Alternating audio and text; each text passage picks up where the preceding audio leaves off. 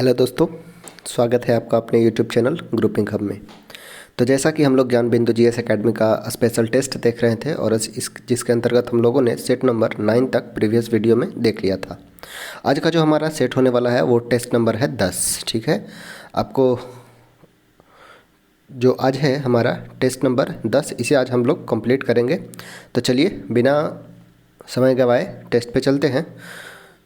Question number है first, पूछा गया है betting for Mahatma. Betting for Mahatma किसने लिखा है? तो ये लिखे हैं R.K. नारायण के द्वारा। R.K. नारायण के द्वारा लिखा गया बुक है बेटिंग फॉर महात्मा। अगर वही पूछा जाए बेटिंग फॉर वीजा, ठीक है, वेटिंग फॉर वीजा, ये किनका बुक था? तो ये था B.R. अम्बेडकर का। ठीक है, वेटिंग फॉर अगर महात्मा को बोला जाए तो ये है R.K. नारायण का, और बेटिंग फॉर वीजा है B.R. अम्बेडकर का। ठीक है, B.R. अम्बेडकर का बुक है वेटिंग फॉर वीजा, और इनका ये ऑटोबायोग्राफी है। याद रखना है बेटिंग फॉर महात्मा है कि R.K. नारायण का। ऑप्शन हो जाएगा सी। नेक्स्ट है विश्व व्यापार संगठन की स्थापना कब हुई थी? विश्व व्यापार संगठन, बात किया गया है विश्व व्यापार संगठन की है, यानी कि वर्ल्ड ट्रेड ऑर्गेनाइजेशन। ठीक है, WTO की स्थापना हुई थी कब? तो WTO की स्थापना होता है 1998 में। ठीक है, विश्व व्यापार संगठन की स्थापना 1995 में होती है। हालांकि इसका पूर्व नाम रहता है GATT। ठीक है, GATT, general agreement trade and tariff, जिसका स्थापना होता है GATT का स्थापना होता है 1948 में। इसे ही WTO के रूप में ट्रांसफॉर्म किया जाता है 1995 में। तो विश्व व्यापार संगठन का मुख्यालय जो हो जाएगा वो हो जाएगा जिनेवा में, और स्थापना हुआ है 1995 में। ठीक है, विश्व में व्यापार को बढ़ोतरी के लिए व्यापार करने वाले देशों का एक समूह है विश्व व्यापार संगठन, और जिसका स्थापना हुआ 1995 में। GATT के स्थान पे हेडक्वार्टर हो जाएगा जिनेवा। ठीक है, जिनेवा में इसका हेडक्वार्टर है, याद रखना है। नेक्स्ट है आगे, क्वेश्चन नंबर 3 है भारत में राष्ट्रीय सुशासन दिवस कब मनाया जाता है? राष्ट्रीय सुशासन दिवस, तो राष्ट्रीय सुशासन दिवस मनाया जाता है 25 दिसंबर को। 25 दिसंबर को राष्ट्रीय सुशासन दिवस के रूप में मनाया जाता है, और यह दिवस होता है, और 25 दिसंबर जो है जन्म तिथि है अटल बिहारी वाजपेयी का। ठीक है, अटल बिहारी वाजपेयी का, और ये हमारे PM भी रह चुके हैं अटल बिहारी वाजपेयी का, और इनका जन्म तिथि होता है 25 दिसंबर को, और 25 दिसंबर को मनाया जाता है राष्ट्रीय सुशासन दिवस।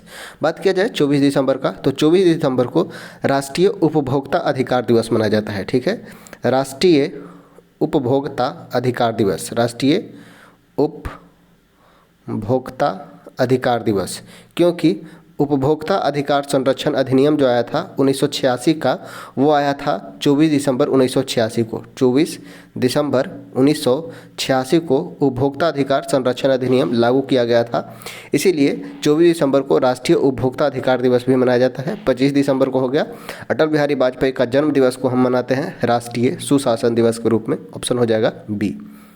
नेक्स्ट है नर जनन कोशिका अथवा शुक्राणु का निर्माण कहाँ होता है? नर जनन कोशिका या शुक्राणु का निर्माण कहाँ होता है? तो ये होता है वृषण में। ऑप्शन हो जाएगा ए। नेक्स्ट है कवक में संचित भोजन किस रूप में रहता है? तो ग्लाइकोजेन के रूप में। कवक से याद रखिएगा, कवक यानी कि फंगस का जो भोजन होता है ग्लाइकोजेन के रूप में होता है, और कवक की कोशिका भित्ति जो बनी होती है वो बनी होती है काइटिन का। ठीक है, काइटिन का कोशिका भित्ति बना होता है, और भोजन जो संचित होता है ग्लाइकोजेन के रूप में। ऑप्शन हो जाएगा ए। नेक्स्ट है नेटविटी चर्च कहाँ स्थित है? नेटविटी चर्च कहाँ स्थित है? तो ये हो जाएगा बैथलेहम में। बैथलेहम कहाँ है? तो फिलिस्तीन में स्थित है बैथलेहम, और वहीं स्थित है नेटविटी चर्च। ऑप्शन हो जाएगा बी। नेक्स्ट है अत्याचारों के खिलाफ आवाज़ उठाने एवं संघर्ष करने वाली साहसी महिलाओं को कौन सा पुरस्कार प्रदान किया जाता है? तो ये दिया जाता है नीरजा भनोट पुरस्कार। ऑप्शन हो जाएगा ए। अत्याचारों के खिलाफ आवाज़ उठाने एवं संघर्ष करने वाली साहसी महिलाओं को कौन सा पुरस्कार दिया जाता है? तो ये दिया जाता है नीरजा भनोट पुरस्कार। बात किया जाए चमेली देवी पुरस्कार का, तो चमेली देवी पुरस्कार महिला पत्रकार को दिया जाता है। पत्रकारिता के क्षेत्र में दिया जाने वाला पुरस्कार है महिला पत्रकार को दिया जाता है चमेली देवी पुरस्कार, और इसकी प्रारंभ जो हुई थी 1980 में। वही नीरजा भनोट पुरस्कार दिया जाता है अत्याचारों के खिलाफ आवाज़ उठाने और संघर्ष करने वाली साहसी महिलाओं को। ठीक है, नेक्स्ट है, निम्नलिखित राज्यों में से कौन सा अपने सुंदर सागर पुलीन तटों के लिए सुविख्यात है। पुलीन यानी कि बीच, बीच जो फेमस है, कौन सा राज्य फेमस है, तो वो है गोवा। ऑप्शन हो जाएगा बी। गोवा जो है अपने सुंदर पुलीन तटों के लिए फेमस है। ऑप्शन हो जाएगा बी। नेक्स्ट है, फुटबॉल का खेल के रूप में भी जाना जाता है। तो फुटबॉल के खेल को किस अन्य रूप में जाना जाता है, तो सॉकर के रूप में। ऑप्शन हो जाएगा बी। फुटबॉल के खेल को अमेरिका में सॉकर के रूप में जाना जाता है। ऑप्शन हो जाएगा बी। नेक्स्ट है, किसी वस्तु की विराम या गति की अवस्था में परिवर्तन लाने के लिए क्या आवश्यक है। कोई भी वस्तु विराम में है या गति में है तो उसकी अवस्था को यानी कि स्टेज को चेंज करने के लिए क्या करना होगा, तो द्रव्यमान और वेग दोनों किसका होना जरूरी है, द्रव्यमान का भी और वेग का भी। ऑप्शन हो जाएगा ए। वस्तु के द्रव्यमान तथा वेग दोनों के अवस्था में परिवर्तन लाना होगा। नेक्स्ट है, विराम से मुक्त रूप से गिरते हुए पिंड द्वारा तय की गई दूरी समानुपाती होता है किसके। विराम से कोई भी वस्तु रेस्ट में है, यानी कि अगर कोई भी वस्तु यहाँ पे है और यहाँ पे होगा तो इनिशियल वेलोसिटी हो जाएगा 0 और उसे मुक्त रूप से गिराया जाता है तो उसके द्वारा तय की गई दूरी किसके समानुपाती होगा, s इक्वल टू होता है ut प्लस हाफ GT²। ठीक है, u का वैल्यू हो गया 0 तो s जो डायरेक्टली प्रोपोर्शनल होगा हाफ GT² का, हाफ g इंटू T² का। g है हमारा ग्रेविटेशनल कांस्टेंट और t है समय, तो गुरुत्वीय त्वरण के वर्ग के समानुपाती हो जाएगा। ऑप्शन हो जाएगा डी। विराम से मुक्त रूप से गिरते हुए पिंड जो हो जाएगा तय की गई दूरी समानुपाती होगी s बराबर डायरेक्टली प्रोपोर्शनल होगा, s प्रोपोर्शनल होगा T² के, यानी कि ऑप्शन हो जाएगा सी। नेक्स्ट है, द्रव के भीतर किसी बिंदु पर अथवा किसी भी क्षैतिज तल के सभी बिंदुओं पर द्रव का दाब सभी दिशाओं में क्या होता है, तो सभी दिशाओं में होता है समान। ठीक है, द्रव के भीतर किसी भी बिंदु पर अथवा किसी भी क्षैतिज तल के सभी बिंदुओं पर द्रव का दाब सभी दिशाओं में समान होता है। ऑप्शन हो जाएगा ए। नेक्स्ट है, वे खनिज जिनसे धातु को सुगमतापूर्वक तथा लाभकारी रूप से निष्कर्षित किया जा सकता है उसे क्या कहते हैं, तो वो उसे अयस्क कहते हैं। जैसे विभिन्न अयस्क देखे थे, जैसे लोहा का हेमेटाइट, मैग्नेटाइट, सीडेराइट, इसी तरह अन्य अयस्क को देखे थे। तो वे खनिज जिनसे धातुओं को सुगमतापूर्वक और लाभकारी रूप से निष्कर्षित किया जाता है उसे कहते हैं अयस्क। गैंग क्या कहलाता है, तो अयस्क में मिली अशुद्धि गैंग कहलाता है। फ्लक्स शुद्ध करने के लिए जो अवांछित पदार्थ मिला जाता है फ्लक्स कहलाता है। और धातु कर्म जो है, धातु कर्म यानी कि अयस्क से धातु को प्राप्त करने की प्रक्रिया जो होती है वो धातु कर्म या मेटलर्जी कहलाती है। नेक्स्ट है, एंथ्रासाइट कोयला में कार्बन की मात्रा कितने प्रतिशत होती है। बात किया गया है एंथ्रासाइट कोयला का, तो कोयला मेनली 4 प्रकार का होता है जिसमें एंथ्रासाइट कोयला प्रमुख कोयला में से एक और सबसे शुद्ध कोयला, सबसे अच्छा कोयला माना जाता है क्योंकि इसका कैलोरीफिक वैल्यू बहुत ही अधिक होता है, कार्बन का कंटेंट सबसे अधिक होता है। तो एंथ्रासाइट कोयला में कार्बन की मात्रा सबसे अधिक लगभग 85% से अधिक होती है। सबसे शुद्ध कोयला, सबसे अच्छा कोयला माना जाता है एंथ्रासाइट को। वही सबसे खराब कोयला माना जाता है पीट को, जिसमें कार्बन का कंटेंट 40% से भी कम होती है। नेक्स्ट है, कंस मेले का आयोजन किया जाता है कहाँ, तो कंस मेले का आयोजन मथुरा में किया जाता है। ऑप्शन हो जाएगा सी। नेक्स्ट है, निम्नलिखित में से कौन सा 1984 के ऑपरेशन ब्लू स्टार के दौरान मारा गया था। 1984 में ऑपरेशन ब्लू स्टार के दौरान कौन मारा गया था, तो जनरल सिंह भिंगडरवाले। ऑप्शन हो जाएगा सी, जनरल सिंह भिंगडरवाले। नेक्स्ट है, डाक वितरण में तीव्रता लाने हेतु भारत में पिन कोड प्रणाली की शुरुआत कब की गई। भारत में डाक वितरण के लिए पिन कोड प्रणाली कब लाया गया, तो 15 अगस्त 1972 को। भारत में बात किया जाए, प्रथम पोस्ट ऑफिस जो खुला वो खुला 1774 में। भारत में प्रथम पोस्ट ऑफिस जो खुला वो खुला 1774 में। पूछा गया था पिन कोड प्रणाली, तो पिन कोड आया है 15 अगस्त 1972 को। भारत में पिन कोड लागू हुआ 15 अगस्त 1972 से। बात किया जाए पहला पोस्ट ऑफिस, तो पहला पोस्ट ऑफिस खुला 1774 में।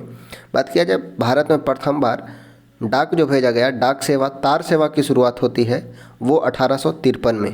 तार सेवा और तार सेवा शुरुआत होता है 1853 में। 1853 में प्रथम बार तार सेवा शुरुआत होता है और वो होता है आगरा से कलकत्ता तक। ठीक है, आगरा से कोलकाता तक लॉर्ड डलहौजी के समय में प्रथम बार तार सेवा प्रारंभ किया जाता है। और वही पिन कोड जो है 1972 में एक है स्पीड पोस्ट, ठीक है। स्पीड पोस्ट का बात किया जाए तो स्पीड पोस्ट की शुरुआत भारत में 1986 से होती है। स्पीड पोस्ट 1986 से, पिन कोड 1972 से। नेक्स्ट है निम्नलिखित युग्म में कौन सुमेलित नहीं है? सबसे गहरी झील लेक बैकाल हो जाएगा, सबसे बड़ा द्वीप ग्रीनलैंड, सबसे बड़ा नदी द्वीप माजुली, सबसे ऊंचा ज्वालामुखी माउंट विसुवियस नहीं, सबसे ऊंचा ज्वालामुखी हो जाएगा वो हो जाएगा ओजस डेल सलाडो, ओजस डेल सलाडो हो जाएगा वो सबसे बड़ा सबसे ऊंचा ज्वालामुखी हो जाएगा। यहाँ से दो क्वेश्चन याद रखना है। बात किया जाए सबसे ऊंचा ज्वालामुखी का तो सबसे ऊंचा ज्वालामुखी को हो जाएगा ओजस डेल सलाडो, चिली और अर्जेंटीना की सीमा पर, ठीक है। चिली और अर्जेंटीना की सीमा पर हो जाएगा ओजस डेल सलाडो। वही पूछा जाए सबसे ऊंचाई पर स्थित ज्वालामुखी, सबसे ऊंचाई पर स्थित ज्वालामुखी अगर पूछा जाए तो ये हो जाएगा माउंट कोटोपैक्सी, ठीक है।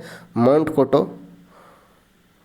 कोटोपैक्सी जो हो जाएगा वो सबसे ऊंचाई पर स्थित ज्वालामुखी हो जाएगा। सबसे ऊंचाई पर स्थित ज्वालामुखी तो माउंट कोटोपैक्सी इक्वाडोर में दक्षिण अमेरिका में, और ओजस डेल सलाडो भी दक्षिण अमेरिका के ही चिली और अर्जेंटीना के सीमा पे सबसे ऊंचा ज्वालामुखी हो जाएगा, ठीक है।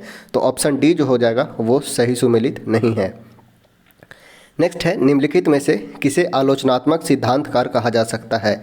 तो हेबरमास को, ऑप्शन हो जाएगा बी। अलेक्जेंडर के अनुसार निम्नलिखित में से कौन सी संरचनात्मक प्रकार्यवाद से संबंधित समस्या नहीं है जिससे न प्रकार्यवाद को निपटाने में आवश्यकता होती है? तो ये हो जाएगा बहुआयामवाद। नेक्स्ट है हॉटमेल किस में शुरुआत किया गया था? हॉटमेल की शुरुआत 1996 में हुई सबीर भाटिया के द्वारा, ठीक है। हॉटमेल की शुरुआत सबीर भाटिया द्वारा 1996 में होता है, सबीर भाटिया द्वारा 1996 में। इंटरनेट का बात किया जाए तो वर्ष 1995 में भारत में इंटरनेट प्रारंभ होता है, इंटरनेट होता है 1995 में। वही हॉटमेल का बात किया जाए तो ये होता है 1996 में, ऑप्शन हो जाएगा सी। नेक्स्ट है कुकीज आपको ट्रैक करती है और आपकी प्राइवेसी को उजागर करती है। कौन सी कुकीज होता है? तो होता है third parties cookies. Third party cookies हमें ट्रैक करता है और प्राइवेसी को उजागर करता है। नेक्स्ट है अक्टूबर 2022 में लॉन्च किए गए टेस्ला ह्यूमनॉइड रोबोट का नाम क्या है? टेस्ला ह्यूमनॉइड रोबोट का नाम क्या है? तो ये है ऑप्टिमिस, ऑप्शन हो जाएगा बी, ऑप्टिमिस। नेक्स्ट है निम्नलिखित में से कौन सी सूरज का प्रावैग्निक किरणें पृथ्वी पर पहुंच नहीं पाती है? कौन सा सूरज का प्रावैग्निक किरण है जो पृथ्वी पर पहुंच नहीं पाता है? तो ये हो जाएगा यूवी, अल्ट्रावायलेट रेज सी। अल्ट्रावायलेट रेज सी पृथ्वी पर पहुंच नहीं पाता है। यह सबसे अधिक खतरनाक होता है, सबसे खतरनाक जो होता है वो होता है यूवी सी। अल्ट्रावायलेट का टाइप अगर बात किया जाए तो ए, बी और सी तीन प्रकार के होते हैं। ए सर्वाधिक मात्रा में पृथ्वी पर पहुंचता है, ए जो है पृथ्वी पर सर्वाधिक पहुंचता है। वही बात किया जाए सबसे कम पहुंचता है वो है सी, सबसे कम पहुंचता है तो सबसे कम सी पहुंचता है।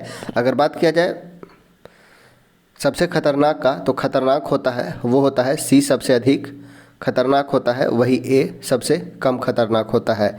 सी के द्वारा हमारा स्किन भी जल सकता है, ठीक है। सी के द्वारा स्किन को जला सकता है, इसमें इतना पावर होता है।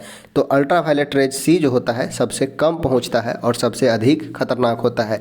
इसे इस प्रकार से याद रखेंगे, जो सबसे ज़्यादा पहुंचता है वो सबसे कम खतरनाक है, ठीक है। जो सबसे ज़्यादा पहुंचता है वो सबसे कम खतरनाक है, यानी कि अल्ट्रावायलेट ए पृथ्वी पर सबसे ज़्यादा पहुंचता है और सबसे कम खतरनाक है। नेक्स्ट है हेलेंस्की सम्मेलन 1974 का संबंध किससे था? हेलेंस्की सम्मेलन का संबंध था समुद्री पर्यावरण की सुरक्षा से, समुद्री पर्यावरण की सुरक्षा से संबंधित है हेलेंस्की सम्मेलन। ओजोन संरक्षण से याद रखना है मॉन्ट्रियल प्रोटोकॉल जो हुआ 1986 में, ठीक है। समुद्री पर्यावरण की सुरक्षा से संबंधित है हेलेंस्की सम्मेलन 1974 का। नेक्स्ट है निम्नलिखित में से किस अधिनियम को छाता विधान के रूप में जाना जाता है? किस अधिनियम को छाता विधान के रूप में जाना जाता है? तो यह है पर्यावरण संरक्षण अधिनियम 1986। पर्यावरण संरक्षण अधिनियम 1986 ये लागू हुआ, पर्यावरण संरक्षण अधिनियम जो है लागू हुआ 26 नवंबर को। तो पर्यावरण संरक्षण दिवस पूछा जाएगा तो पर्यावरण संरक्षण दिवस मनाया जाता है, वो मनाया जाता है 26 नवंबर को। पर्यावरण संरक्षण दिवस है वो मनाया जाता है 26 नवंबर को। साथ ही साथ 26 नवंबर को संविधान दिवस भी मनाया जाता है, ठीक है, संविधान दिवस भी मनाया जाता है 26 नवंबर को ही। छाता विधान के रूप में जाना जाता है पर्यावरण संरक्षण अधिनियम 1986 को। पर्यावरण संरक्षण अधिनियम 1986, यहाँ से याद रखना है 3। एक है वन्य जीव संरक्षण अधिनियम जिसे 1972 में लागू किया गया, उसके बाद वन संरक्षण अधिनियम जिसे 80 में लागू किया गया, और पर्यावरण संरक्षण अधिनियम 1986 में लागू किया गया। बात किया जाए नेक्स्ट का, तो रियो पृथ्वी सम्मेलन 1992 में हुआ था। मॉन्ट्रियल प्रोटोकॉल 1987 में हुआ था। नेक्स्ट है नृत्य शैली डोलू किनुथा। डोलू किनिथा किस भारतीय राज्य से संबंधित है? तो ये हो जाएगा कर्नाटक से, ऑप्शन हो जाएगा सी। डोलू किनिथा किस राज्य का नृत्य है? तो कर्नाटक का, ऑप्शन हो जाएगा डी। नेक्स्ट है पंडित भवानी शंकर एक किसके वादक है? पंडित भवानी शंकर, तो ये हैं एक पखवाज वादक, ऑप्शन हो जाएगा ए। पंडित भवानी शंकर हैं पखवाज वादक। प्रोजेक्ट लून संबंधित है किस चीज़ से? प्रोजेक्ट लून का संबंध है बेतार संचार प्रौद्योगिकी से, ऑप्शन हो जाएगा बी, बेतार संचार प्रौद्योगिकी से। लगभग केल्विन पर जल का घनत्व अधिक होता है। सबसे अधिक जल का घनत्व होता है 4 डिग्री सेल्सियस। 4 डिग्री सेल्सियस को अगर कन्वर्ट करें केल्विन में तो ये हो जाएगा 273 + 4 यानी कि 277 केल्विन। केल्विन में बात किया जाए तो केल्विन में जल का घनत्व जो होता है वो होता है 277 पे। अगर ग्राफ देखें, अगर कुछ इसका हम ग्राफ देखना चाहें तो कुछ इस प्रकार से होता है। जो डेंसिटी है और ये जो है हमारा डेंसिटी है, और इधर अगर मान लिया जाए टेम्परेचर है, तो ये 0 से 4 डिग्री पे डेंसिटी जो होगा वो महत्तम होगा, वही आयतन बात किया जाए वो मिनिमम होगा, ठीक है। ये डेंसिटी हो जाएगा, ये हमारा टाइम हो जाएगा। डेंसिटी जो है मैक्सिमम जो होगा वो 4 डिग्री सेल्सियस पे हो जाएगा, ठीक है। ये है हमारा टाइम, ये है डेंसिटी। 0 से क्वेश्चन पूछा जाता है 0 से 10 डिग्री तक जाते हैं तो डेंसिटी का क्या होगा? तो पहले बढ़ेगा, उसके बाद 4 डिग्री के बाद डेंसिटी घटेगा, ठीक है। ये है 0 डिग्री, यहाँ पे हो जाएगा 4 डिग्री और यहाँ पे हो जाएगा 10 डिग्री। तो 0 डिग्री से 10 डिग्री जाते जाते 4 डिग्री पे मैक्सिमम होगा और 4 डिग्री के बाद 10 डिग्री घटेगा, ठीक है। तो याद रखना है डेंसिटी जो होता है मैक्सिमम होता है 4 पे। वही अगर बात किया जाए आयतन का, तो आयतन का ग्राफ कुछ इस प्रकार से हो जाता है। ये हो जाएगा आयतन का ग्राफ। ये डेंसिटी है, ये टाइम है, यहाँ पे 0 है, यहाँ पे 10 डिग्री मान लीजिए। अगर 0 डिग्री से 10 डिग्री जाते हैं तो पहले कमता है, उसके बाद मिनिमम होगा 4 डिग्री पे, ठीक है। 4 डिग्री पे जो आयतन होता है मिनिमम होता है और घनत्व जो होता है अधिकतम होता है। तो याद रखना है, बहुत बार क्वेश्चन में पूछ लिया गया है। 4 डिग्री सेल्सियस पे यहाँ पूछा गया था केल्विन में, तो केल्विन में सेल्सियस को चेंज करने के लिए 4 ऐड कर देंगे, यानी कि 273 + 4 277 केल्विन हो जाएगा। नेक्स्ट है किसी भौतिक राशि के अंकीय मान को क्या कहते हैं? यानी कि अंकीय मान, जैसे हमारा हो जाएगा 5 न्यूटन, तो ये 5 है वो हमारा अंकीय मान है। तो ये 5 क्या कहलाता है? तो ये कहलाएगा परिमाण, ठीक है। 5 कहलाता है परिमाण। अंकीय मान क्या डिनोट करता है? तो परिमाण डिनोट करता है। नेक्स्ट है यदि कार्य का मान धनात्मक हो, यानी कि वर्क डन जो हो वो पॉजिटिव हो। यदि किसी कार्य का मान धनात्मक हो तो जिस निकाय पर कार्य हो रहा है उसकी ऊर्जा क्या होगा? ऊर्जा हास्य होगा, शून्य होगा, नियत रहेगा या वृद्धि होगा। अगर कार्य किया गया मान जो होगा धनात्मक है तो कार्य जो हो रहा है उससे ऊर्जा में वृद्धि होगी, ऑप्शन हो जाएगा डॉग।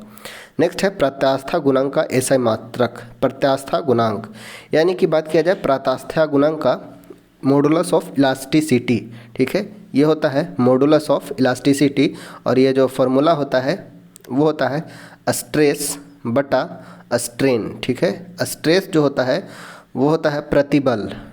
स्ट्रेस का मतलब प्रतिबल बटा विकृति, यही कहलाता है हमारा प्रत्यास्था गुणांक। प्रतिबल बटा विकृति। विकृति जो होता है वो चेंज इन लेंथ बटा ओरिजिनल लेंथ होता है, यानी कि इसका कोई मात्रक नहीं होता है। और प्रतिबल होता है फोर्स पर यूनिट लेंथ होता है, प्रतिबल का जो यूनिट होता है फोर्स पर यूनिट एरिया, और फोर्स पर यूनिट एरिया ही हमारा कहलाता है पास्कल, यानी कि ऑप्शन हो जाएगा बॉल। प्रत्यास्था गुणांक का ऐसा यूनिट क्या हो जाएगा, यानी कि फोर्स पर यूनिट एरिया, यानी कि न्यूटन पर मीटर स्क्वायर, और न्यूटन पर मीटर स्क्वायर को ही कहते हैं पास्कल। ऑप्शन हो जाएगा बॉल, न्यूटन पर मीटर स्क्वायर या बॉल, पास्कल सही उत्तर हो जाएगा। नेक्स्ट है कैथोड किरण की किरण पुंज होती है। कैथोड किरण किसकी किरण पुंज होती है, तो कैथोड किरण जो होता है वो इलेक्ट्रॉन का किरण पुंज हो जाएगा। ऑप्शन हो जाएगा डॉग। निम्नलिखित में किसकी संपीड्यता उच्च होती है, संपीड्यता किसकी उच्च होगी, तो ये हो जाएगा गैस का, गैस का संपीड्यता उच्च होता है। नेक्स्ट है एनपीके। एनपीके बात किया जाए तो नाइट्रोजन, फास्फोरस और पोटेशियम। नाइट्रोजन, फास्फोरस, पोटेशियम क्या है, तो मिट्टी की उर्वरता की वृद्धि करने के लिए उपयोग किया जाने वाला एक उर्वरक है। एनपीके उर्वरक है जो मिट्टी की उर्वरता में वृद्धि करने के लिए उपयोग किया जाने वाला एक प्रकार का उर्वरक है। ऑप्शन हो जाएगा ए। कौन सा थैलेफाइटा का उदाहरण नहीं है, कौन सा थैलेफाइटा का उदाहरण नहीं है, ऑप्शन है स्पाइरोगाइरा, मार्कनेसिया, चारा और कैल्डिफोरा। तो स्पाइरोगाइरा, चारा ये सभी थैलोफाइटा है, और बात किया जाए मार्कनेसिया का तो मार्कनेसिया जो है वो है ब्रायोफाइटा। ठीक है, ब्रायोफाइटा। ब्रायोफाइटा का amphibians of the plant kingdom भी कहा जाता है, एम्फीबियंस ऑफ प्लांट किंगडम भी कहा जाता है, यानी कि पादप जगत का उभयचर कहा जाता है ब्रायोफाइटा को, और मार्कनेसिया एक ब्रायोफाइटा है।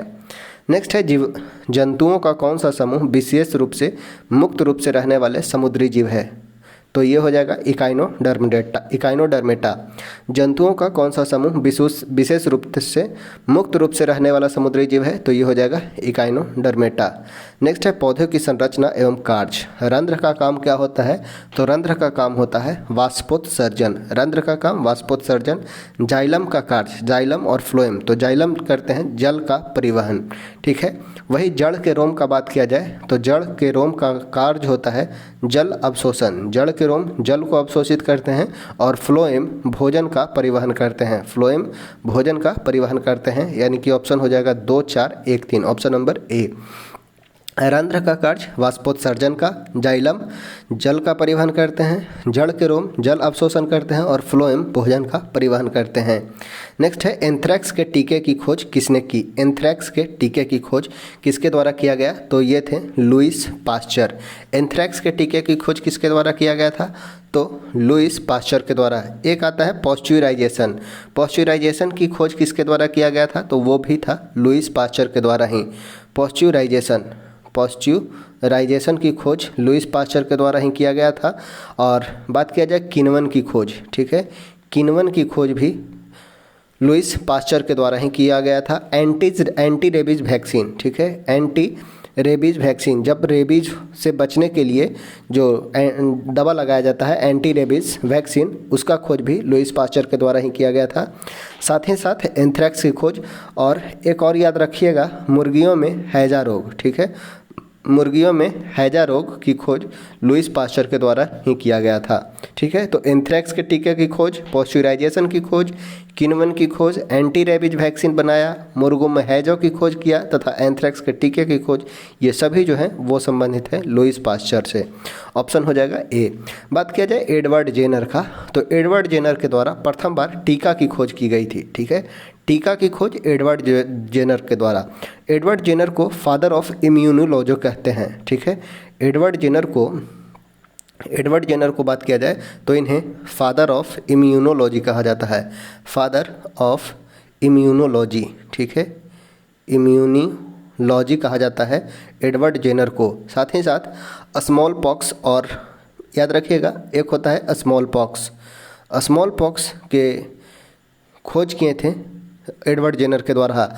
एडवर्ड जेनर के द्वारा ही स्मॉल पॉक्स के टीके की खोज की गई थी। ठीक है, यहाँ पे पूछा गया था एंथ्रैक्स का, तो ये हो जाएगा Lewis pasture, option number A. Next है जर्मन राइन राज्य का निर्माण किसने किया था, जर्मन राइन राज्य का निर्माण किसके द्वारा किया गया था, तो ये किया गया था नेपोलियन बोनापार्ट के द्वारा। ऑप्शन हो जाएगा सी, नेपोलियन बोनापार्ट के द्वारा। सेडोवा का युद्ध किसके मध्य हुआ था, सेडोवा का युद्ध, तो सेडोवा का युद्ध 1866 ईस्वी में ऑस्ट्रिया और प्रसा के विरुद्ध लड़ा जाता है। ऑप्शन हो जाएगा डी, सेडोवा का युद्ध 1866 में ऑस्ट्रिया और प्रसा के बीच। यूरोप वासियों ने कंपास का ज्ञान किससे सीखा था, तो यूरोप वासियों ने कंपास का ज्ञान सीखा था अरबों से। ऑप्शन हो जाएगा सी। नेक्स्ट है, निम्नलिखित में से कौन सा एक विषय संवर्ती सूची में नहीं है? शिक्षा संवर्ती सूची का विषय है, शिक्षा, वन, ये सभी पहले राज्य सूची के थे, बाद में 42वां संविधान संशोधन के तहत इन्हें संवर्ती सूची में डाल दिया गया। विद्युत जो है वो भी विद्युत है संवर्ती सूची का। लॉटरी बात किया जाए तो लॉटरी जो है वो है राज्य सूची का विषय, लॉटरी राज्य सूची के अंतर्गत आ जाता है, ऑप्शन हो जाएगा डी। लक्ष्मीमल सिंधवी समिति किससे संबंधित है? तो दोहरी नागरिकता से। लक्ष्मीमल सिंधवी समिति का संबंध है दोहरी नागरिकता। एलएम सिंधवी समिति के सिफारिश पे ही भारत में पंचायती राज को संवैधानिक दर्जा दिया गया था, ये भी याद रखिएगा। लक्ष्मीमल सिंधवी समिति यानी कि एलएम सिंधवी समिति के सिफारिश पे ही भारत में पंचायती राज को संवैधानिक दर्जा दिया गया था तथा भारत में दोहरी नागरिकता से संबंधित है लक्ष्मीमल सिंधवी समिति। बात किया जाए भारत में है एकहरी नागरिकता। भारत में एकहरी नागरिकता है यानी कि एकल नागरिकता है, और एकल नागरिकता जो है वो ब्रिटेन से लिया गया था। भारत के प्रथम वन नियंत्रक एवं महालेखा परीक्षक, भारत के प्रथम नियंत्रक एवं महालेखा परीक्षक कौन है? तो वी नरहरि राव। वी नरहरि राव भारत के प्रथम नियंत्रक एवं महालेखा परीक्षक हैं। बात किया जाए इनका कार्यकाल का तो 1948 से 54 इनका कार्यकाल होता है। अभी बात किया जाए तो अभी जो है वर्तमान में कैग जो हैं वो हैं जीसी मुर्मू, ठीक है, जीसी मुर्मू अभी वर्तमान में कैग हैं, और कैग का वर्णन किया गया है 148 में, कैग का वर्णन 148 में किया गया है। बात किया जाए एमसी सीतलवाड़ का तो एमसी सीतलवाड़ भारत के प्रथम विधि आयोग के अध्यक्ष थे। भारत के प्रथम विधि आयोग के अध्यक्ष थे एमसी सीतलवाड़। नेक्स्ट है, भारतीय संविधान का कौन सा अनुच्छेद संसद को अंतर्राष्ट्रीय समझौते को लागू करने के लिए विधि निर्माण करने की शक्ति प्रदान करता है? तो ये करता है अनुच्छेद 253, ऑप्शन हो जाएगा डी। शैडो कैबिनेट यानी कि छाया मंत्रिमंडल पद्धति किन दो देशों में कार्यरत है? तो ब्रिटेन, कनाडा और न्यूजीलैंड में, ऑप्शन हो जाएगा ए, ब्रिटेन, कनाडा और न्यूजीलैंड में।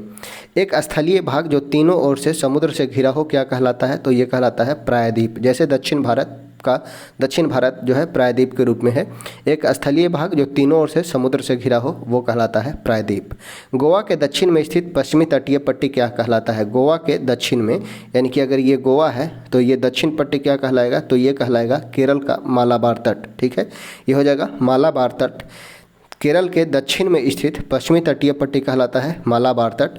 कोरोमंडल तट बात किया जाए तो तमिलनाडु में ये सभी पार्ट जो आएगा वो हो जाएगा कोरोमंडल तट। कोंकण तट बात किया जाए तो गोवा के उत्तर में जो हो जाएगा ऊपर वाला भाग ये हो जाएगा कोंकण तट।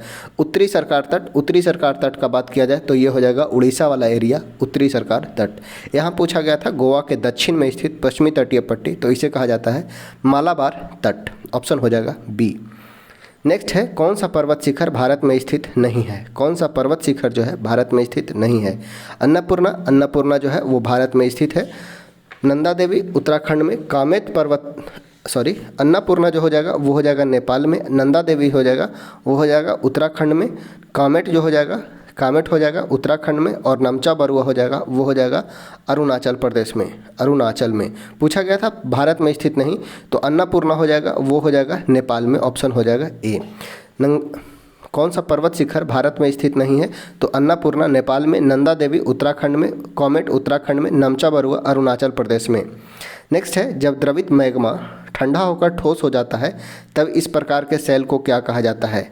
जब द्रवित मैग्मा ठंडा होकर ठोस हो जाता है तो इस प्रकार के बने सेल को आग्नेय सेल कहते हैं, ऑप्शन हो जाएगा बी, आग्नेय चट्टान। मैग्मा से ही निर्मित होता है आग्नेय चट्टान का, और इसमें जो धात्विक गुण ज़्यादा पाया जाता है, ठीक है, धात्विक प्रॉपर्टी पाया जाता है आग्नेय चट्टान में। नेक्स्ट है, कौन सी नदियाँ लद्दाख क्षेत्र से होकर बहती है? लद्दाख क्षेत्र से होकर बहने वाली नदी सिंधु है, लद्दाख क्षेत्र से बहती है। साथ ही साथ सियोक और नुब्रा नदी ये सभी लद्दाख क्षेत्र से बहती है, ऑप्शन हो जाएगा 1 और 3, सिंधु और सियोक। सुनहरा रेशा से क्या अभिप्राय है? सुनहरा रेशा से अभिप्राय है पटसन का, ऑप्शन हो जाएगा एप्पल। पटसन को सुनहरा रेशा भी कहा जाता है। नेक्स्ट है, किस स्वतंत्रता सेनानी ने शिवाजी को शंकर का अवतार घोषित किया था? किस स्वतंत्रता सेनानी ने शिवाजी को शंकर का अवतार घोषित किया था? तो बाल गंगाधर तिलक ने। बाल गंगाधर तिलक के द्वारा ही शिवाजी उत्सव का प्रारंभ किया जाता है 1895 में। 1895 में शिवाजी उत्सव, वही बात किया जाए 1893 में, तो 1893 में इनके द्वारा गणपति उत्सव प्रारंभ किया जाता है। बाल गंगाधर तिलक, बाल गंगाधर तिलक का बात किया जाए तो इन्हें उपाधि जो दिया गया था वो था लोकमान्य। लोकमान्य बाल गंगाधर तिलक, और लोकमान्य इन्हें बोला गया था रविंद्रनाथ टैगोर के द्वारा। वही इन्हें वैलेंटाइन सिरोल ने भारतीय अशांति का जनक कहा था। भारतीय अशांति का जनक कहा था वैलेंटाइन सिरोल ने।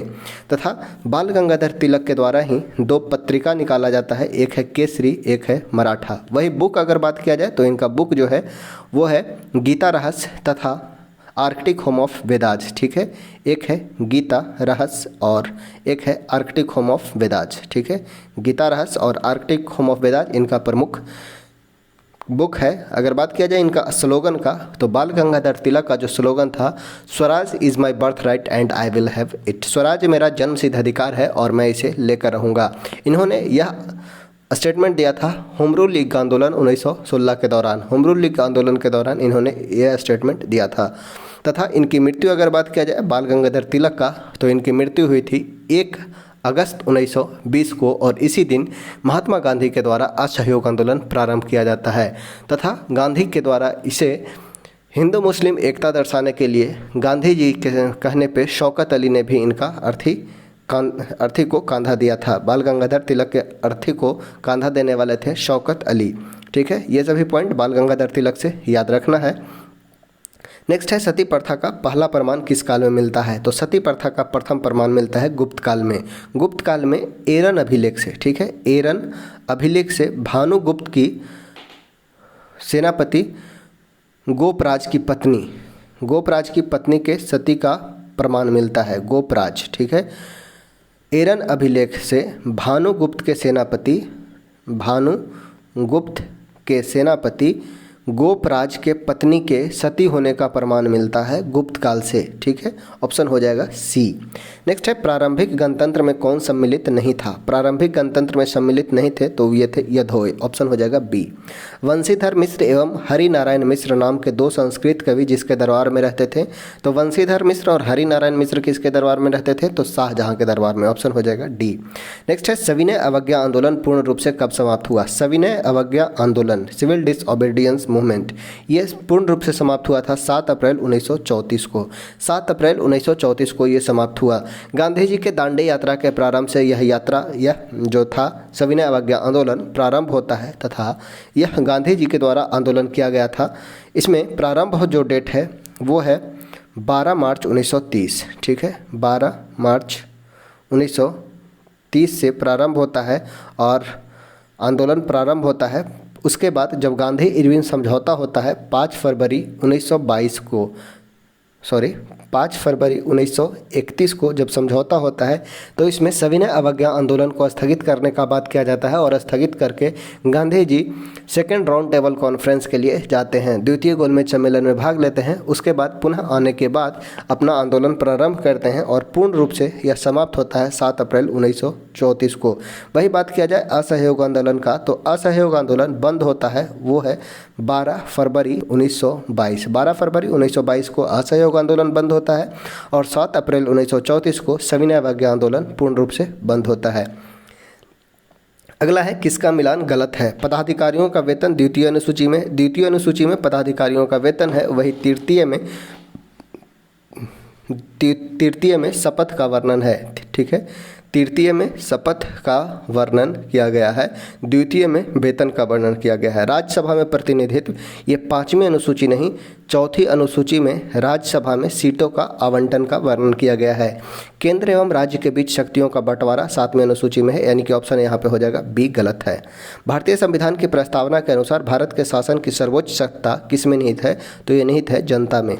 भारतीय संविधान की प्रस्तावना यानी कि प्रीफेस के अनुसार भारत के शासन में सर्वोच्च सत्ता जनता में निहित होती है, क्योंकि हमारा प्रस्तावना जो प्रारंभ होता है हम भारत के लोग से, अर्थात समस्त भारतवासियों को उसमें प्रतिनिधित्व दिया गया है, अर्थात उसमें सर्वोच्च जो है वो है जनता। ऑप्शन हो जाएगा ए।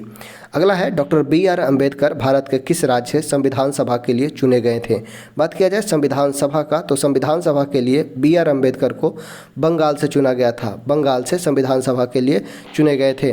वही अगर प्रारूप समिति का बात किया जाए तो प्रारूप समिति के अध्यक्ष थे बी आर अम्बेडकर। प्रारूप समिति के अध्यक्ष होते हैं बी आर अम्बेडकर। संविधान का जनक, भारतीय संविधान का जनक या भारतीय संविधान का पिता वो बी आर अम्बेडकर को ही कहा जाता है और उन्हें बंगाल से चुना गया था। बंगाल से चुना गया था और उसके बाद जब इनका स्वतंत्र भारत में निर्वाचन हुआ तो बंगाल जो है वो पाकिस्तान में चला गया था, पूर्वी पाकिस्तान में। इसके बाद इन्हें मुंबई से, महाराष्ट्र से सीट मिला।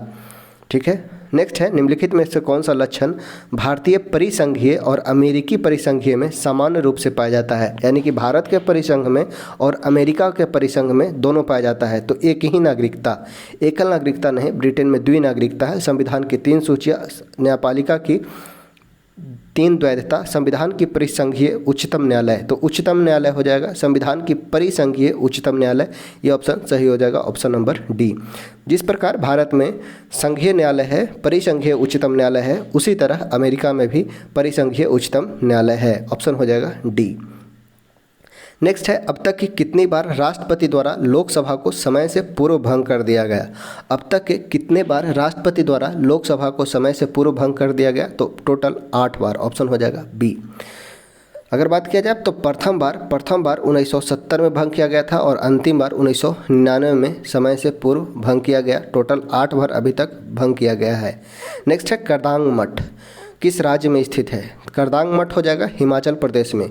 करदांग मठ और मठ जो संबंधित है बुद्ध धर्म से, और करदांग मठ है हिमाचल प्रदेश में।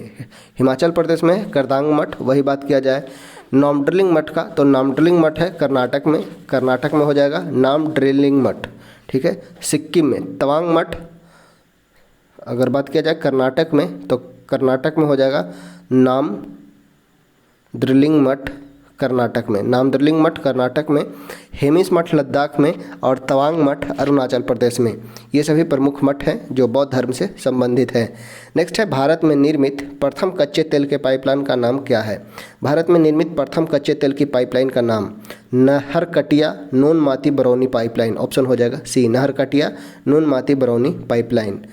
अगला है कौन सा सही सुमेलित नहीं है। सोना कोलार गोल्डफील्ड, KGF कर्नाटक का कोलार गोल्डफील्ड सोना जो संबंधित है। कोयला झरिया धनबाद से। लौह अयस्क गुंटूर से नहीं है। लौह अयस्क गुंटूर जो फेमस है वो है मिर्च के लिए। ठीक है, मिर्च पाउडर यानी मसाला अनुसंधान केंद्र है। और हीरा जो है पन्ना संबंधित है। हीरा पन्ना ज्वेलर्स भी आप सुने होंगे, हीरा पन्ना, ये हीरा जो है पन्ना जगह संबंधित है, ऑप्शन हो जाएगा सी। लौह अयस्क का बात किया जाए तो लौह अयस्क में उड़ीसा का जगह फेमस है, झारखंड का जगह भी फेमस है, तो ऑप्शन हो जाएगा सी। नेक्स्ट है दिए गए कथन में से कौन सा सही कथन का चयन करें। गुजरात ताप विद्युत केंद्र मध्य प्रदेश में स्थित है। यानी कि गुजरात कच्छ ताप विद्युत केंद्र मध्य प्रदेश नहीं, ये हो जाएगा गुजरात में। कुड्डाकुलम नाभिकीय विद्युत केंद्र केरल में है, नहीं केरल नहीं तमिलनाडु, ये हो जाएगा। Talcher super power station Andhra Pradesh में है। तलचर जो है वो हो जाएगा उड़ीसा, आंध्र प्रदेश नहीं उड़ीसा में। ठीक है, तलचर हो जाएगा उड़ीसा में। कुंडाकुलम हो जाएगा तमिलनाडु में। नरौरा परमाणु विद्युत उत्तर प्रदेश में स्थित है। यानी कि ऑप्शन नंबर डी जो है वो सही है। नरौरा हो जाएगा यूपी में। ठीक है, तो ऑप्शन डी जो है हमारा सही है। किस राज्य में 50% से अधिक क्षेत्र झूम के अंतर्गत सम्मिलित है, तो ये हो जाएगा मणिपुर, ऑप्शन हो जाएगा ए। बात किया जाए झूम कृषि का, तो भारत में सर्वाधिक झूम कृषि जो प्रचलित है वो है नागालैंड में। ठीक है, नागालैंड में सर्वाधिक झूम कृषि प्रचलित है, ऑप्शन हो जाएगा ए। नागालैंड नहीं है तो यहाँ पे हो जाएगा मणिपुर। कोपेन की जलवायु वर्गीकरण के अनुसार अरावली के पश्चिमी ढाल के बांगड़ क्षेत्र, पश्चिमी हरियाणा, पश्चिमी पंजाब की जलवायु का संकेतक है BSHW, ऑप्शन हो जाएगा ए। नुब्रा और हुंजा नदियाँ किस नदी की सहायक नदी है। नुब्रा नदी और हुंजा नदी ये सभी सिंधु के सहायक हैं, ऑप्शन हो जाएगा ए। नुब्रा घाटी और हुंजा घाटी सिंधु के, नुब्रा नदी और हुंजा नदी जो है सिंधु के सहायक नदी हो जाएंगे, ऑप्शन हो जाएगा ए। भारत का सबसे लंबा समुद्र तट किस शहर में स्थित है। भारत का सबसे लंबा समुद्र तट ये हो जाएगा चेन्नई में स्थित मैरीना बीच। ठीक है, मैरीना बीच है वो सबसे लंबा समुद्र तट है। लंबा समुद्र तट चेन्नई का मैरीना बीच। निम्नलिखित जैन ग्रंथों में से चंद्रगुप्त मौर्य के जैन धर्म अपनाने का उल्लेख मिलता है किसमें? परिशिष्ट पर्वन में। ऑप्शन हो जाएगा सी, परिशिष्ट पर्वन में चंद्रगुप्त मौर्य के जैन अपनाने का उल्लेख मिलता है। जैन धर्म में संलेखना विधि द्वारा चंद्रगुप्त मौर्य ने अपना प्राण त्यागा था। कर्नाटक के श्रवणबेलगोला में चंद्रगुप्त मौर्य के द्वारा संलेखना विधि द्वारा इसने प्राण त्यागा था।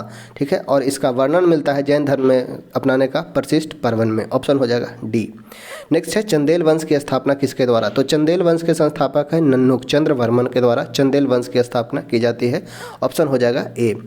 किसने एक और संस्कृत आलेख के साथ चांदी के सिक्के निर्गत किए थे? किसके द्वारा संस्कृत आलेख के साथ चांदी के सिक्के बनवाए गए, निर्गत किए गए थे? तो ये था महमूद गजनवी के द्वारा। ऑप्शन हो जाएगा बी। शेरशाह ने भारत में सिक्के के विकास में महत्वपूर्ण योगदान दिया। इसने चांदी का रुपया, तांबा का दाम और सोने का असरफी सिक्का चलवाया था। शेरशाह सूरी भी चलवाया था। तो यहाँ पे पूछा गया था संस्कृत आलेख के साथ चांदी के सिक्के चलवाएं, तो ये था महमूद गजनवी भारत पर सर्वाधिक बार 17 बार आक्रमण करता है, जिसमें सोमनाथ का आक्रमण 1025 ईस्वी का महत्वपूर्ण आक्रमण होता है। मोहम्मद बिन कासिम प्रथम आक्रमणकारी अरब आक्रमणकारी होता है, जो भारत में 712 ईस्वी में आक्रमण करता है पंजाब में, और उस समय उसका राजा होता है दाहिर, और इसने ही मोहम्मद बिन कासिम ने ही सर्वप्रथम भारत में जजिया कर लगाया था। ऑप्शन हो जाएगा बी। नेक्स्ट है निम्नलिखित में से कौन सा दिल्ली सल्तनत के अधीन दीवान ए इंसा विभाग का प्रमुख कौन होता था? दीवान ए इंसा विभाग का प्रमुख, दिल्ली सल्तनत के अधीन दीवान ए इंसा विभाग का प्रमुख कौन था? तो ये हो जाएगा सही उत्तर बरीद ए खास। दबीर लिखा है, इसे कर लीजिएगा बरीद ए खास। ऑप्शन हो जाएगा ए। काकोरी षड्यंत्र कांड का प्रमुख अभियुक्त कौन है? काकोरी षड्यंत्र कांड, बात किया जाए काकोरी षड्यंत्र कांड, तो ये हुआ 9 अगस्त 1925 को। 9 अगस्त 1925 को लखनऊ में सहारनपुर डाउन ट्रेन को लूट लिया गया था, जिसे काकोरी षड्यंत्र कांड कहा गया, और इसमें प्रमुख अभियुक्त थे रामप्रसाद बिस्मिल। ऑप्शन हो जाएगा डी, रामप्रसाद बिस्मिल। और ये सभी जो संबंधित थे HRA से ग्रुप से थे। HRA क्रांतिकारी संगठन, जिसका स्थापना कानपुर में 1924 में सचिंद्रनाथ सन्याल के द्वारा किया जाता है, इसी से संबंधित है रामप्रसाद बिस्मिल। और इन सभी ने मिलकर ट्रेन को लूटा था काकोरी षड्यंत्र केस में, जो 9 अगस्त 1925 को अंजाम दिए थे। ऑप्शन हो जाएगा डी। नेक्स्ट है शब्द इम्पेरियल प्रेफरेंस का प्रयोग किया जाता है भारत में ब्रिटिश आयात पर दी गई विशेष रियायत के लिए। भारत में ब्रिटिश आयात पर दी गई विशेष रियायत के लिए इम्पेरियल प्रेफरेंस शब्द का प्रयोग किया जाता है। ऑप्शन हो जाएगा ए। नेक्स्ट है 79 नंबर, ठगों के दमन से संबंधित कौन रहा है? तो ठगों से संबंधित है कैप्टन सलीमन ठगों के दमन से संबंधित है। ऑप्शन हो जाएगा बी। सूची 1 को 2 के साथ सुमेलित करना है। फ्रांसिस डे मद्रास के जो संस्थापक थे, फ्रांसिस डे, कलकत्ता के जॉब चार्नॉक और बम्बई का गोल्ड अंगियर बम्बई के हो जाएंगे, कलकत्ता के जॉब चार्नॉक, मद्रास का संस्थापक फ्रांसिस डे। चंडीगढ़ का वास्तुकार जो था वो था नेकचंद, याद रखना है नेकचंद जो है वो चंडीगढ़ का वास्तुकार था। ऑप्शन हो जाएगा 1, 2, 3, यानी कि ऑप्शन हो जाएगा ए। ठीक है, फ्रांसिस डे मद्रास का, जॉब चार्नॉक कलकत्ता का, बम्बई का संस्थापक गेराल्ड अंगियर। ऑप्शन हो जाएगा ए। नेक्स्ट है अगला सूची और संधि। पुरंदर की संधि कब होती है? तो 1665 को, 22 जून 1665 को पुरंदर की संधि होती है। पुरंदर की संधि 22 जून 1665। वही संगोला का संधि बात किया जाए तो संगोला की संधि होती है 1750 में। सूरत की संधि 7 मार्च 1975 को सूरत की संधि होती है, और देवगांव की संधि 17 दिसंबर 1803 को होती है। तो 1, 2, 4, 3 हो जाएगा। पुरंदर की संधि 22 जून 1665, संगोला की संधि 1750, सूरत की संधि 7 मार्च 1775, देवगांव की संधि 17 दिसंबर 1803। ऑप्शन हो जाएगा ए। कौन सा कथन सही नहीं है? सन 1829 में विलियम बेंटिक ने सती प्रथा को कानून द्वारा अपराध घोषित किया था। बिल्कुल सही है। रेगुलेशन 17 के तहत विलियम बेंटिक ने सती प्रथा कानून को राजा राम मोहन राय के सहयोग से समाप्त किया था। सन 1856 में सरकार ने कानून बनाया, जिसके अनुसार हिंदू विधवा पुनर्विवाह कर सकती है। हिंदू विधवा पुनर्विवाह अधिनियम 1856 में आया था, ईश्वर चंद्र विद्यासागर के प्रयास से। 1875 में स्वामी दयानंद सरस्वती द्वारा आर्य समाज की स्थापना की जाती है। बिल्कुल सही है, आर्य समाज की स्थापना स्वामी दयानंद सरस्वती ने की थी। राजा राम मोहन राय सती प्रथा के समर्थक थे। बिल्कुल गलत है, राजा राम मोहन राय सती प्रथा के विरोधी थे तथा उन्होंने सती प्रथा के समाप्त करने में महत्वपूर्ण योगदान दिया था। ऑप्शन हो जाएगा डी, ये कथन सही नहीं है। नेक्स्ट है जनवरी फरवरी 1937 में हुए प्रांतीय विधानसभा के चुनाव के बारे में कौन सा जोड़ा गलत है। 1937 में प्रांतीय विधानसभा चुनाव में कौन सा जोड़ा गलत है। मध्य प्रांत से एन.बी. खड़े जो प्रधानमंत्री बने थे, उस समय सीएम को ही यानी कि चीफ मिनिस्टर को, मुख्यमंत्री को ही प्रधानमंत्री के नाम से जाना जाता था। मध्य प्रांत में एन.बी. खड़े, मद्रास में सी राजगोपालाचारी, उड़ीसा में जगपति राव, बीजी खड़े नहीं, उड़ीसा में जो थे वो थे जगपति राव, उड़ीसा से थे संबंधित जगपति राव। असम से सादुतुल्ला, यानी कि 1 2 3 जो हो जाए, केवल 3 जो हो जाएगा वो गलत है, केवल 3 गलत हो जाएगा, बीजी खड़े नहीं, जगपति राव। नेक्स्ट है न्यायालय अवमानना अधिनियम किस वर्ष लागू हुआ। न्यायालय अवमान अधिनियम कब लागू हुआ। 1971 में। ऑप्शन हो जाएगा ए। ऊंचाई वाले स्थानों पर जी मचलना, एल्टीट्यूड सिकनेस किसके कारण होता है। तो कम वायुमंडलीय दाब, जैसे जैसे ऊपर जाते हैं तो वायुमंडलीय दाब यानी कि एटमॉस्फेरिक प्रेशर कमते जाता है, जिसके कारण ऑक्सीजन की कमी होती है। वायुमंडलीय दाब के कारण, ऑक्सीजन कमी के कारण जी मचलता है। ऑप्शन हो जाएगा ए। नेक्स्ट है एडिज इजिप्टी मच्छर के कारण कौन सी बीमारी होती है। एडिज इजिप्टी मच्छर के कारण डेंगू, चिकनगुनिया, जीका वायरस सभी होता है। ऑप्शन हो जाएगा डी। एडिज इजिप्टी मच्छर के कारण डेंगू, चिकनगुनिया सभी ये बीमारी होंगे। ऑप्शन हो जाएगा डी। संविधान के निम्नलिखित में से कौन सा अनुच्छेद पिछड़े वर्गों की स्थितियों की जांच के लिए आयोग नियुक्त करने के राष्ट्रपति की शक्ति से संबंधित है। तो ये हो जाएगा अनुच्छेद 340। अनुच्छेद 340। 338 में एससी कमीशन और 338 के ए में एसटी कमीशन, वही 338 का बी में ओबीसी कमीशन का वर्णन किया गया है। ओबीसी कमीशन 338 बी में। सविनय अवज्ञा आंदोलन के दौरान कहाँ के कैदियों ने नंगी हड़ताल का आयोजन किया था। तो छपरा के कैदियों ने। ऑप्शन हो जाएगा ए। छपरा बिहार में स्थित है, जहाँ सविनय अवज्ञा आंदोलन के दौरान कैदियों ने नंगा हड़ताल किया था। नालंदा में अवस्थित नालंदा महाविहार का पता किस पुरातत्वविद ने लगाया था। तो ये था अलेक्जेंडर कनिंघम। ऑप्शन हो जाएगा एप्पल। 18वीं शताब्दी में बिहार सोरे के लिए काफ़ी प्रसिद्ध रहा। 18वीं शताब्दी में बिहार जो था सोरे के लिए प्रसिद्ध रहा। यह सोरे के व्यापार का एक अधिकार अंग्रेजों को किसने दिया था। तो ये दिया था मीर जाफ़र ने। ऑप्शन हो जाएगा बॉल, मीर जाफ़र ने दिया था। गया शहर किस नदी के किनारे बसा है। तो गया है फल्गु नदी के किनारे। फल्गु नदी में ही पितृ तर्पण किया जाता है, जो पितृपक्ष मेला भी लगता है गया शहर के फल्गु नदी में ही। प्रिंसिपल ऑफ इकोनॉमिक्स बुक है, प्रिंसिपल ऑफ इकोनॉमिक्स, और उसके लेखक हैं कौन। तो Alfred Marshall. Principle of economics जो 1890 में प्रकाशित हुआ, इसके लेखक हैं अल्फ्रेड मार्शल। भारत में सांख्यिकी आंदोलन के जनक इन्हें माना जाता है।